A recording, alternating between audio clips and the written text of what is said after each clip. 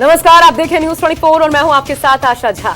और मैं हूं आपके साथ अभिलाषा पाठक। आज से हम आपके लिए लेकर आ रहे हैं तेज रफ्तार तूफानी खबरों का हमारा खास कार्यक्रम तेजस 24। बिल्कुल, जिसमें हम आपको दिखाएंगे देश दुनिया की वो तमाम खबरें जिसका सीधा सरोकार है आपसे। तो चलिए फटाफट अंदाज में शुरू करते हैं खबरों की सुपरफास्ट डोज तेजस 24।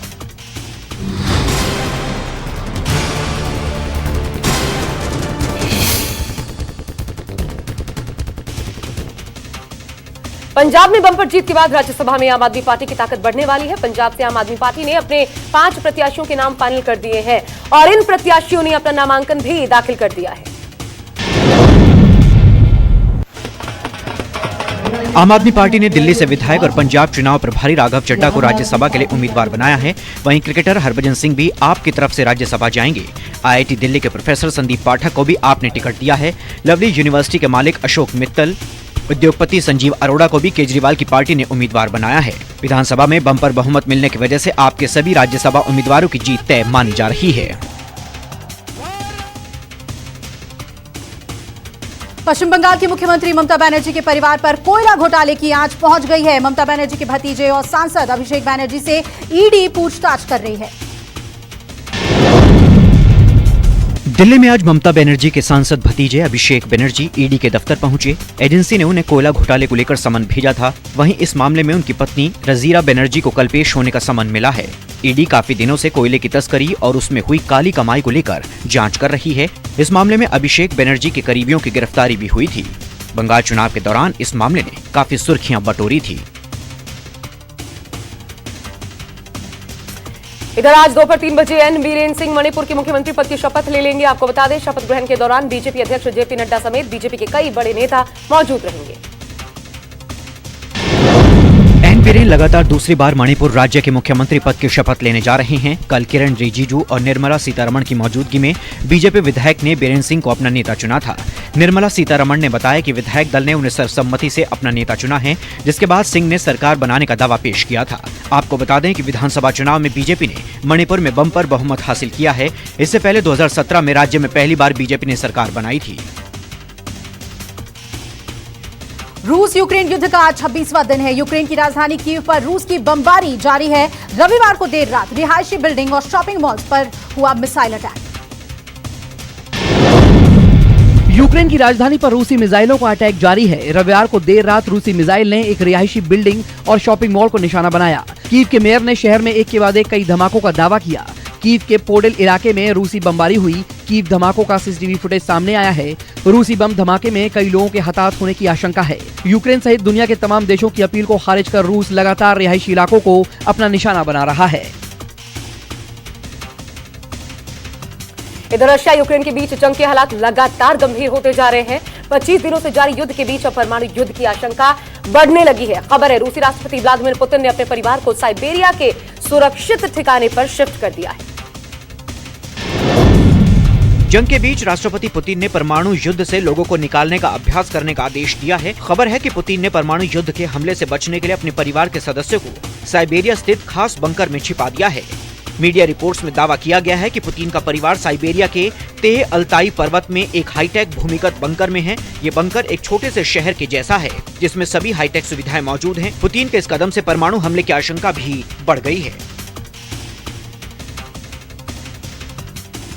रूसी राष्ट्रपति पुतिन एक नए विवाद में फंस गए हैं। एक तरफ जहां विदेशी प्रतिबंधों की वजह से रूस में महंगाई चरम पर है, वहीं पुतिन पर 10 लाख रुपए के जैकेट पहनने के आरोप लगे हैं।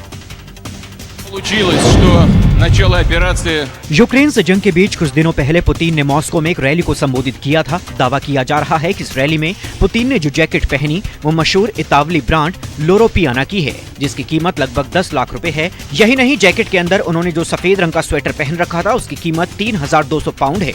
सोशल मीडिया पर इस तरह की खबरें आने के बाद रूस में ही लोगों की नाराजगी पुतिन के लिए बढ़ गई है। दरअसल रैली में पुतिन ने यूक्रेन पर जंग को जायज साबित करने के लिए लोगों को संबोधित किया था।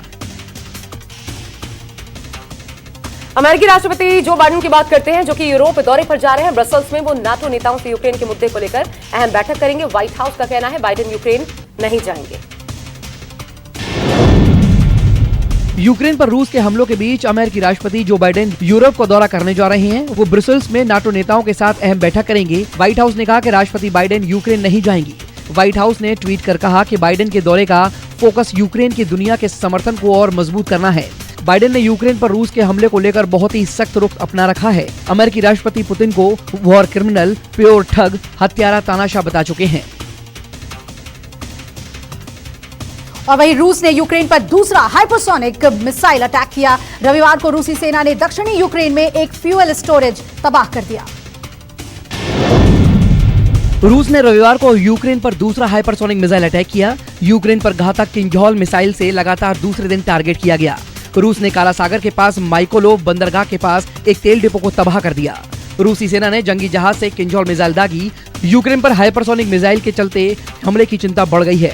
रूसी रक्षा मंत्रालय का दावा है कि कैस्पियन सागर से भी कैलिबर क्रूज मिसाइल भी डिपो हमले में शामिल थी।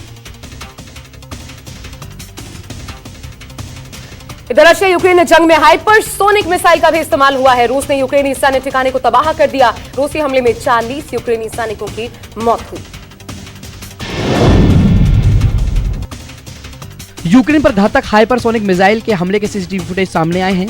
रूस ने शुक्रवार को युद्ध के 24वें दिन हाइपरसोनिक मिसाइल किंजॉल से हमला किया था। मिसाइल माइकोलोव शहर से 36 यूक्रेन नेवल इन्फेंट्री ब्रिगेड के हथियार डिपो पर दागी गई।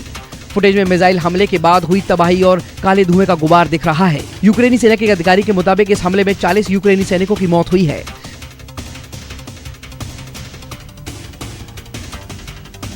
युद्ध को 25 दिन बीत चुके हैं, लेकिन रूस की सेना अपने लक्ष्य को हासिल नहीं कर पाई है। एक अमेरिकी संस्था का कहना है कि रूस शहरों पर कब्जा करने में असफल रहा है। अमेरिका की एक संस्था का दावा है कि रूस यूक्रेन के बड़े शहरों पर कब्जा करने में विफल रहा है। वहीं अमेरिकी मिलिट्री थिंक टैंक का कहना है कि रूसी सैनिक अपने लक्ष्य तक पहुंचने में असफल रहे हैं, जिस कारण वो आगे नहीं बढ़ पा रहे हैं। आपको बता दें कि यूक्रेन ऐसा दावा कर रहा है कि 24 फरवरी से अब तक रूस 10,000 से ज्यादा सैनिकों को गवा चुका है और कई सारे सैन्य साजो सामान का भी नुकसान उठाना पड़ा है, जिसमें रूस के एडवांस हेलीकॉप्टर, फाइटर जेट्स भी शामिल हैं। इधर रशिया के रक्षा मंत्रालय ने बड़ा दावा किया। रूस ने कहा यूक्रेन से अब तक 3 लाख से ज्यादा लोगों को रूस में शरण दी गई है। रूस के रक्षा मंत्रालय का दावा है कि यूक्रेन में ऑपरेशन शुरू होने के बाद 3,30,000 से अधिक लोगों को यूक्रेन से रूस लाया गया है। साथ ही रूस ने यूक्रेन पे मारियोपोल से पूर्व और पश्चिम दोनों के लिए मानवीय गलियारों की पेशकश की। रूस के रक्षा मंत्रालय का कहना है कि पिछले 3 दिनों में यूक्रेन के मारियोपोल से 59,000 लोगों को निकाला गया। इसके अलावा यूक्रेन के मारियोपोल में राष्ट्रवादियों से हथियार डालने का आह्वान किया गया है और किस्मात को सुरक्षित मार्ग देने की पेशकश की है।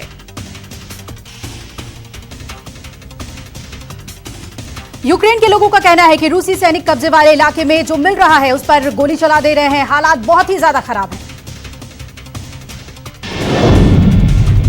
खुली आंखों से डरावने सपने देखने को मजबूर यूक्रेन के गांव से जान बचाकर भागे इन लोगों से पूछिए। 800 लोगों के लिए रूसी कब्जे वाले गांव से निकलना दोबारा जीवन हासिल करने जैसा है। गांव के लोगों का कहना है कि रूसी सैनिक हर उस चीज पर गोली चला रहे हैं जो उन्हें दिख रही है। स्थानीय लोगों का कहना है कि जो हाथ लगा लेकर भागे, जहां जगह दिखी वहां छिपकर ईश्वर से जिंदगी के चंद लम्हे मांगे, आगे पता नहीं कहां जाएंगे।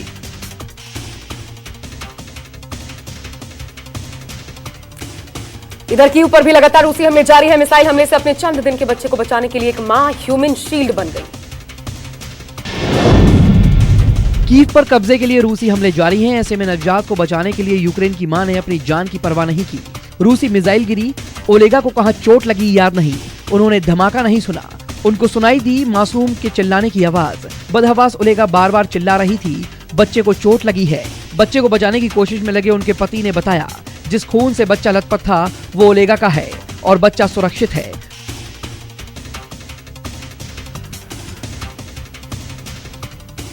रूस ने लवीव के जिस जगह पर हाइपरसोनिक मिसाइल से हमला किया वहां सबसे पहले पहुंचने वाला चैनल बना है न्यूज 24। हाइपरसोनिक मिसाइल आवाज से 10 गुना तेज रफ्तार से वार करती है। ये लवीव शहर की शुरुआत है, मतलब बिल्कुल एंट्रेंस है शहर की, और यहाँ से कुछ ही मीटर की दूरी पर ये जो पीछे आप इलाका देख रहे हैं, सुरक्षा कारणों की वजह से हमें उसके करीब जाने की इजाज़त नहीं है। लेकिन इन पेड़ों के पीछे वो जो आप दीवार देख रहे हैं, लाल ईंट वाली दीवार, उसके पीछे यहाँ का एविएशन बेस है यूक्रेन का, और यहीं पर रूस ने 3 रोज पहले हाइपरसोनिक मिसाइल दागी। बतौर एक पत्रकार पहले करप्शन के खिलाफ जंग, अब देश के लिए रूसियों से जंग। पत्रकार, सांसद और अब देश के लिए मर मिटने को तैयार तोतियाना रूसी सैनिकों के लिए काल बन गई है। तबाह रूसी काफले का हर टैंक इस महिला के लिए किसी ट्रॉफी से कम नहीं, जिसने पत्रकारिता से प्रदर्शनकारी तक संसद से युद्ध की गहरी खाइयों में कूदने का सफर तय किया है। 2014 के युद्ध में अपने पति को खो चुकी तेतियाना रूसियों के लिए काल बनी हुई है। कीव के उत्तर में तैनात उनकी सैन्य टुकड़ी रूसियों को कीव की तरफ बढ़ने नहीं दे रही है। सांसद तेतियाना कहती हैं कि एक टैंक उड़ाते ही पूरा रूसी काफिला भागता नजर आता है।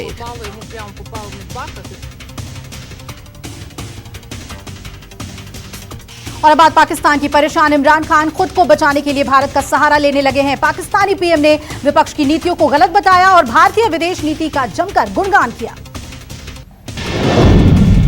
चुनौतियों से परेशान पाकिस्तानी पीएम इमरान खान की उनकी ही पार्टी के सांसदों ने खिलाफत शुरू कर दी है।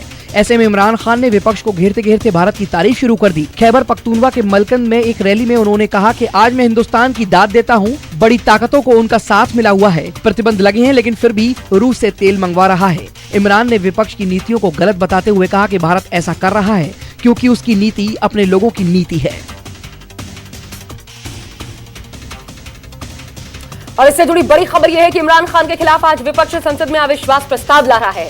विपक्ष ने साफ कहा है, अगर अध्यक्ष ने अविश्वास प्रस्ताव स्वीकार नहीं किया तो कल इस्लामी सहयोग संगठन की बैठक नहीं होने देंगे। अंतर्राष्ट्रीय मंचों पर भारत को घेरने की कोशिश कर रहे इमरान खान को उनके ही देश के 3 बड़ी राजनीतिक पार्टियों ने घेर रखा है। विपक्ष आज इमरान के खिलाफ अविश्वास प्रस्ताव लाने की तैयारी में है। इमरान के खिलाफ पाकिस्तान मुस्लिम लीग नवाज, पीपीपी और जमीयत उलेमा फजल ने हाथ मिला लिया है और दो टूक कहा है कि अगर आज संसद में अध्यक्ष अविश्वास प्रस्ताव को स्वीकार नहीं करते तो 22 से 23 मार्च को होने वाली इस्लामी सहयोगी संगठन की बैठक में रुकावट पैदा की जाएगी।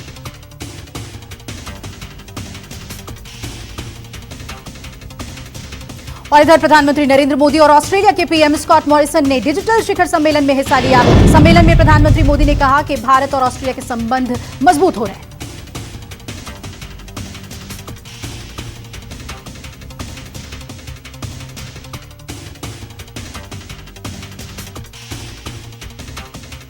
क्वींसलैंड और न्यू साउथ वेल्स में आई बाढ़ के कारण जान माल की क्षति के लिए मैं सभी भारतवासियों की ओर से संवेदनाएं प्रकट करता हूं। हमारी पिछली वर्चुअल समिट के दौरान हमने अपने संबंधों को कॉम्प्रिहेंसिव स्ट्रेटेजिक पार्टनरशिप का रूप दिया था और मुझे प्रसन्नता है कि आज हम दोनों देशों के बीच एनुअल समिट्स का मैकेनिज्म स्थापित कर रहे हैं। इससे हमारे संबंधों के नियमित रिव्यू की एक स्ट्रक्चरल व्यवस्था तैयार होगी। कांग्रेस के वरिष्ठ नेता गुलाम नबी आजाद ने संन्यास के संकेत दिए हैं। जम्मू के सर्वधर्म संभाव सम्मेलन में जम्मू कश्मीर के पूर्व मुख्यमंत्री ने कहा कि कोई आश्चर्य नहीं अगर कल मुझे आप समाज सेवा करते देखें। कांग्रेस के वरिष्ठ नेता और जम्मू कश्मीर के पूर्व मुख्यमंत्री गुलाम नबी आजाद ले सकते हैं राजनीति से संन्यास। जम्मू के सर्वधर्म संभाव सम्मेलन में गुलाम नबी आजाद ने ऐसे संकेत दिए। हमको एक समाज में बदलाव लाना, कभी कभी मैं सोचता हूं और कोई बड़ी बात नहीं, अचानक आप समझें कि हम रिटायर हो गए और समाज सेवा में लग गए। उत्तराखंड में आज बीजेपी विधायक दल की बैठक होगी। इससे पहले प्रोटेम स्पीकर के तौर पर बंशीधर भगत को राज्यपाल शपथ दिलाएंगे, जिसके बाद नए विधायकों को शपथ दिलाई जाएगी। उत्तराखंड में आज नए मुख्यमंत्री का सस्पेंस खत्म हो जाएगा। प्रदेश बीजेपी अध्यक्ष दल की बैठक में नए नेता का चुनाव होगा। सीएम की रेस में कार्यवाहक मुख्यमंत्री पुष्कर सिंह धामी सबसे आगे हैं। केंद्रीय नेताओं राजनाथ सिंह, मीनाक्षी लेखी की मौजूदगी में नए सीएम के नाम का ऐलान संभव है। इससे पहले सुबह 11 बजे राज्यपाल general Gurmeet Singh protem speaker के तौर पर बंशीधर भगत को शपथ दिलाएंगे, जिसके बाद सदन के नए विधायकों की शपथ होगी।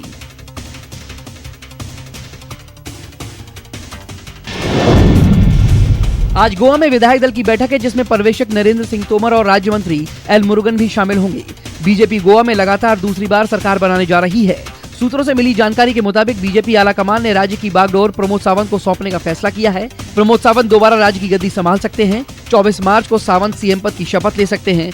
आपको बता दें कि बीजेपी ने विधानसभा चुनाव में 40 में से 20 सीटों पर जीत दर्ज की है।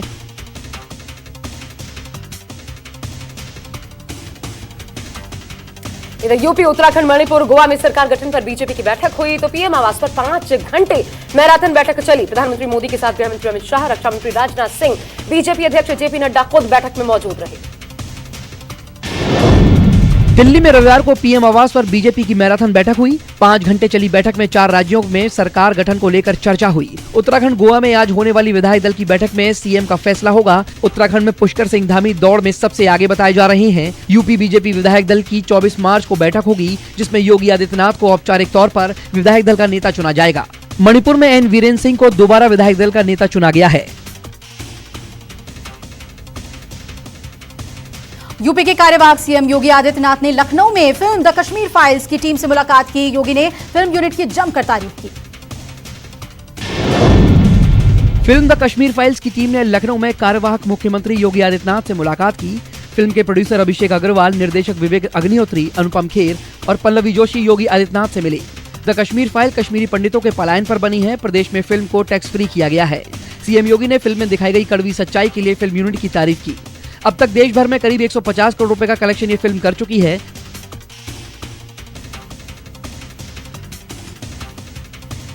इधर उपराज्यपाल के सलाहकार फारूक खान ने इस्तीफा दे दिया है। भाजपा मिल सकती है बड़ी जिम्मेदारी। जम्मू कश्मीर के उपराज्यपाल मनोज सिन्हा के सलाहकार फारूक खान ने रविवार शाम को अपने पद से इस्तीफा दे दिया। माना जा रहा है कि सेवानिवृत्त आईपीएस अधिकारी खान को बीजेपी में महत्वपूर्ण जिम्मेदारी दी जा सकती है। वो बीजेपी के राष्ट्रीय सचिव रह चुके हैं, साथ ही पार्टी के अल्पसंख्यक मोर्चे में कई पदों पर रहे हैं। ऐसी संभावना है कि खान को इस केंद्र शासित प्रदेश में विधानसभा चुनाव के मद्देनजर पार्टी को तैयार करने की जिम्मेदारी दी जा सकती है।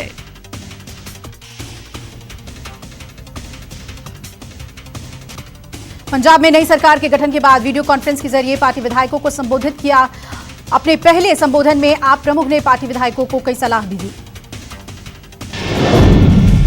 आम आदमी पार्टी के राष्ट्रीय संयोजक अरविंद केजरीवाल ने पंजाब में नवनियुक्त मंत्रियों को 2 टूक अल्टीमेटम दिया। केजरीवाल ने मंत्रियों से परफॉर्म करने या हटाए जाने के लिए तैयार रहने को कहा। केजरीवाल ने कहा कि जो विधायक मंत्री नहीं बनाए जाने से नाखुश हैं, उन्हें राज्य की प्रगति के लिए व्यक्तिगत महत्वाकांक्षाओं को पीछे छोड़ने की जरूरत है।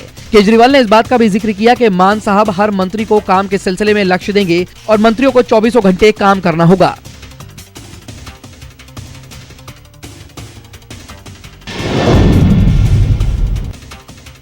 संस्था NTAIG ने कोविडशील्ड की दूसरी खुराक पहली खुराक के 8 से 16 हफ्तों के बीच देने की सिफारिश की है। अभी कोविडशील्ड की दूसरी खुराक पहली खुराक के 12 से 16 हफ्तों के बीच दी जाती है। NTAIG ने अभी तक भारत बायोटेक के कोवैक्सीन की खुराक देने की अवधि में कोई बदलाव का सुझाव नहीं दिया है। कोविडशील्ड के बारे में सिफारिश को भी अभी तक राष्ट्रीय कोविड-19 टीकाकरण कार्यक्रम में लागू नहीं किया गया है। यूपी के बुलंदशहर से दबंगई की एक तस्वीर सामने आई है और इसमें दरअसल एक युवक दिन दहाड़े फायरिंग करता नजर आता है, आराम से चला जाता है। देखिए, ये एक घर के बाहर लगी सीसीटीवी तस्वीर है जिसमें एक युवक अपना असलहा लोड करता है और एक घर के दरवाजे पर फायर करता है। दबंग युवक ने एक के बाद एक 4 राउंड फायरिंग की। ये पूरी घटना वहां पास में लगे सीसीटीवी कैमरे में कैद हो गई। बताया जा रहा है कि 2 दिन पहले डीजे बजाने को लेकर विवाद हुआ था, जिसके बाद पुलिस ने मामला दर्ज किया और आरोपी को गिरफ्तार कर लिया है, जिससे पूछताछ की जा रही है। ये घटना बुलंदशहर के खुर्जानगर कोतवाली के न्यू शिवपुरी कॉलोनी की बताई जा रही है। के बीटा-2 थाना पुलिस और पेचकस गैंग के बदमाशों के बीच यमुना एक्सप्रेस वे पर मुठभेड़ हुई। मुठभेड़ में 20,000 रुपए का इनामी बदमाश हेमंत शर्मा गोली लगने से घायल हो गया। पुलिस ने उसे इलाज के लिए अस्पताल भी भर्ती कराया है, जबकि उसका साथी बदमाश ट्विंकल मौके से पुलिस को चकमा देकर फरार हो गया। पुलिस फरार बदमाश की गिरफ्तारी के लिए तलाशी अभियान चला रही है। पकड़े गए बदमाश के कब्जे से चोरी की मोटरसाइकिल और अवैध तमंचा और कारतूस बरामद हुआ है।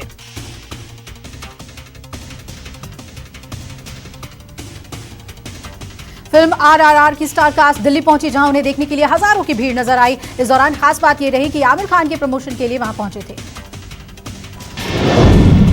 तस्वीरें दिल्ली के कनॉट प्लेस की हैं, जहां फिल्म RRR की स्टार कास्ट प्रमोशन के लिए पहुंची। इस प्रमोशन की खास बात यह थी कि यहाँ मिस्टर परफेक्शनिस्ट आमिर खान ने RRR की स्टार कास्ट को ज्वाइन किया और वो भी फिल्म का प्रमोशन करते दिखे। इस दौरान कनॉट प्लेस में लोगों की भारी भीड़ दिखाई दी, जो अपने चहेते अभिनेता की एक झलक पाने के लिए बेताब दिखे। आपको बता दें, इस फिल्म के निर्देशक एस राजामौली हैं, जो बाहुबली फिल्म भी बना चुके हैं, जिसने बॉक्स ऑफिस पर काफी धूम मचाई थी।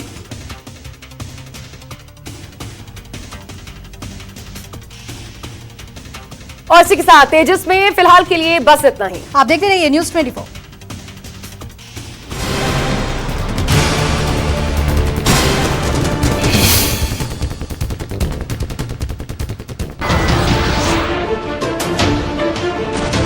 नमस्कार, मैं हूं मानक गुप्ता। अगर आपको हमारा ये वीडियो पसंद आया हो तो इसे लाइक और शेयर जरूर करें, और हां, हमें सब्सक्राइब और फॉलो करना ना भूलें, ताकि आप देश और दुनिया की कोई खबर मिस ना करें। तो जुड़े रहिए हमारे साथ और देखते रहिए न्यूज़ 24।